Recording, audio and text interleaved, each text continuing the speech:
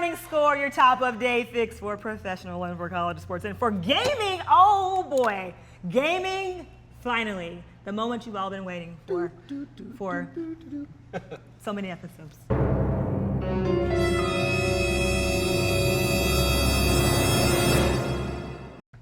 Junya is here with us today. Thanks for having me. Thank you for coming to school us on Bloodborne, right? Yeah. Yes. Okay, so today's gaming topic is all about Bloodborne. And as you know, I am an avid gamer. Steph is too, and so is Trevor. I'm lying. Actually, I'm not a gamer at all. I don't play video games. I don't know what you're talking about. When I do play, I get into it. Yeah. I think that's my thing, that I don't play a lot because then I'm going to be like, I gotta win. You gotta win, yeah. Well, that's the beautiful part about Bloodborne because it's a hard game. Like, the reason why it's so popular is because it's so hard. The people who made this game from software, they also made Demon Souls, Dark Souls, and Dark Souls 2, which have all been known to be super, super difficult. But that's why it's fun, because the harder the challenge, well, the more reward at the end. You feel so good when you just beat that boss. Like, it's one of those games where, like, you're playing Metroid and like, oh, there's this huge boss, but I can get hit 20 times and not die.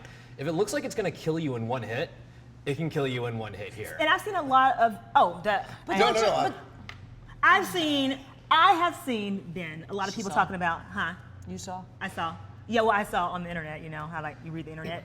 I saw that that a lot of people talk about you die a lot in this video game. Yeah. Well, don't you have to die to win? Or something No, like that? you gotta kill the boss to win, just like any other game. I thought you had to die before you can, like, And who's the at first boss? die.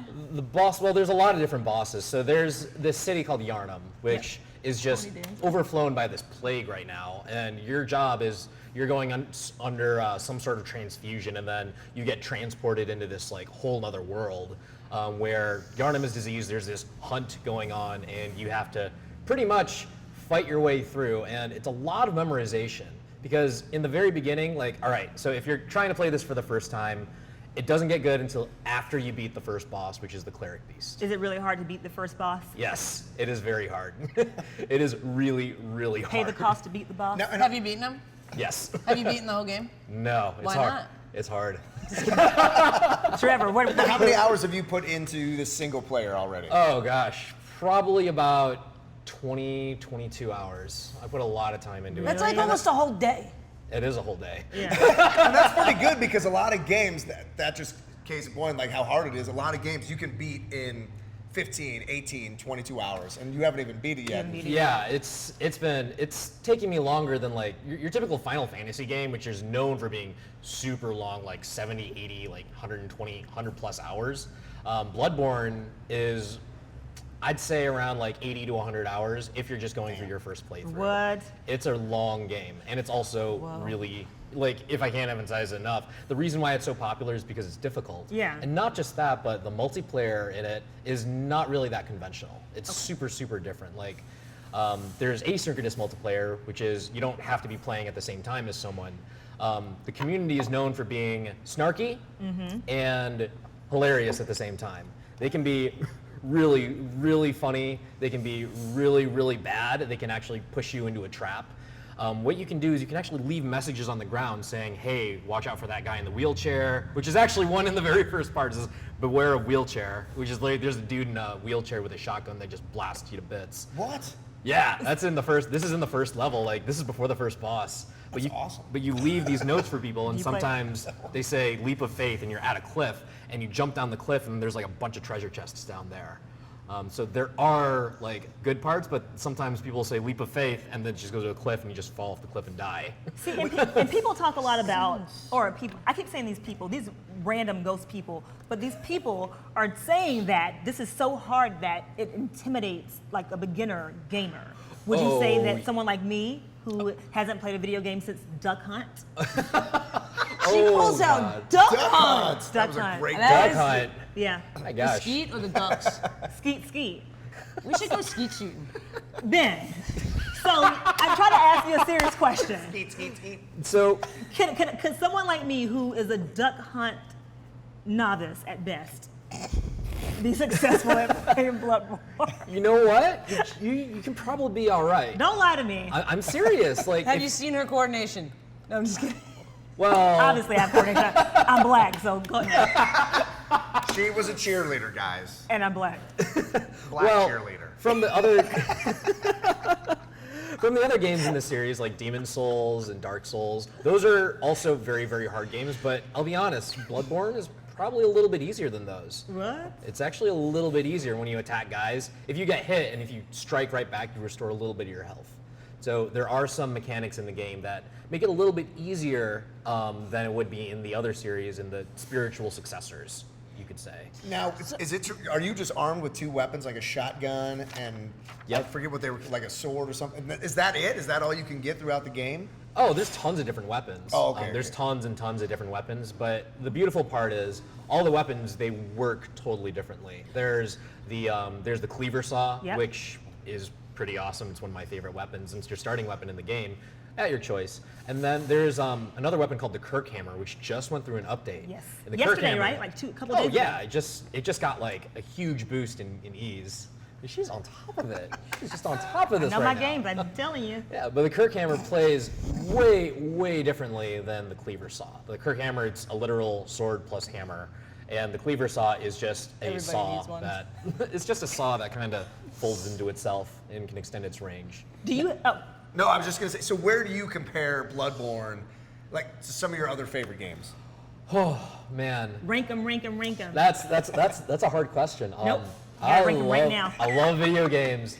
Top 5, but- top 10, what is it? Oh gosh, it's one of these other list articles here. I'd have to say like it's got to be in like my top 10. Really? Okay. Definitely in my top 10. I love this game so much. I have a question. What is it about destroying people and killing people that people really like in video games? Like, why is it that people love this? Because if you really think about it, it's a little bit crazy.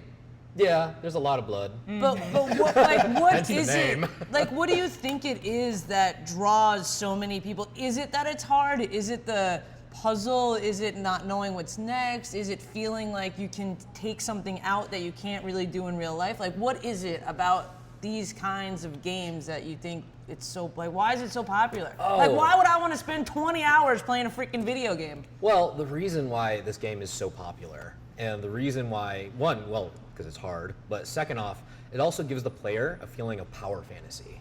This is why Power fantasy. Oh yeah, this is why a lot of guys the play word of the games. day. This is why a lot of people play video games in the first place. Grand Theft Auto, like you have all of this power to crash a car into a jewelry store and take all the jewels, or to jump out of a plane and not pull your parachute and die, and there's no consequences. It's just whatever. Yeah. In Bloodborne, you can literally invade another player's game and beat the living crap out of them and steal their stuff, steal their souls, really. yeah. Sounds awesome. Yeah, it's great. So that I love how power- we're teaching the youth these wonderful things. rated M for mature. But I also think, like, I like There you these go. type of games because they're story heavy. I mean, the artwork of this game is Yeah. insane. It's just cool. It's like being in a movie that you're actually controlling. Oh, That's yeah. kind of how I look at these types of games, and that's why That's I like them so interesting. much. Oh yeah, I'd say Bloodborne has a really, really great art style. They definitely went away with the whole medieval feel, and they went with the London Gothic sort of feel with the city, and it's It's very gorgeous. pretty. It's It is very, very really, really pretty. But as far as the story, I think the story is lacking compared to some of the other games that I've seen out there. For instance, if you play the Persona series, or even the Persona series, or even like the Final Fantasy series, which are known to have just beautiful storylines in them, I don't think Bloodborne like really holds a candle to it in the story aspect of it. That way I will disagree with you on. But I will say that the gameplay and the community itself just totally makes up for that. You're not playing Bloodborne because you want to, solve this mystery of this disease. Yeah. You're playing it because you want a challenge, you want to have that power fantasy of making this huge giant topple down, and you want to either help or fool your fellow players. See, and I'm excited because Ben is going to be my video gaming coach, and we're going to be playing Bloodborne for our first Gamer and the Girl segment. Man, dude. There it is. People are gonna watch this so they can see you die a million times. You see I how can't wait to watch it. you see how they underestimate me? It's okay. One more question before we let you go, Ben, because this has been really helpful and really informative. I'm really excited about this game, actually. What is the the best secret tweak, I guess, hidden thing that you've discovered so far? Ooh. In this game, obviously. I'd have to say the I don't remember the technical term for it. It's the one where you impale the dude. Okay. You got to stun him. If you stun him, Wow. you can just impale the guy with whatever weapon you got. It's great. I use it all the time. Okay, so if you haven't purchased your Bloodborne, you are behind the 8 ball in life, and you will never succeed. Wow. Super positive segment here. Truth. You will never understand what true challenge is unless you play this game. Maybe we could have a Kaepernick character and we can impale him. Oh man, see, haters. Stick around. Up next on the Morning Score, we're talking about, I don't know, something. Take your pick. All right, sweet.